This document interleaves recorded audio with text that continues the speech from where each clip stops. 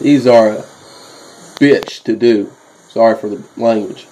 But these are called the 50 Rep Rythm Squats. I found this exercise on the internet, and I used to do this all the time whenever I first started training my legs, my vertical, back in about the 9th grade. Now you want to use, I'm using lighter weight just because my knee's messed up. I got tendonitis in it. But you want to use a heavier weight when you're using these. I usually use about 225 when I'm doing these, or about 205.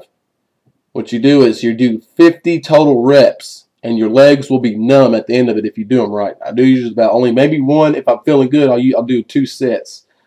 But you get in the squat position, and you can use a pad. Some people call it a push pad. You can use a pad under the bar if you want to, if you don't want to have sore traps. But real men don't use pads. So you're going to be doing a squat, but it's a quarter squat. And the first you want to explode. You want the first 10 you do, you're going to explode, as you can see. Then the next 10 you do, you're not going to explode on your toes. So it's going to be 10 you explode, 10 you don't explode, 10 you explode, 10 you don't. In the last set, the last 10 reps, you're going to explode. And you do them real quick. And this is going to just explode your legs, man. It's going to give you all kinds of gains on your vertical.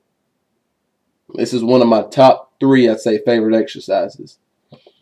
And you want to use about 80% of your max. You want to go heavy on these because you're not doing a full squat. And it's going to hurt, but it's one of the best exercises you can do. Make sure your form's right. Like I said, you want to explode the first 10, then the next 10, you keep your toes and you keep your heels on the ground, and the next you explode up. It's real good exercise. You want to make sure your form's right, and you're only doing a quarter squat. You're not going parallel. Make sure you have a good warm-up before you do these. I'd say maybe 1 to 2 sets max.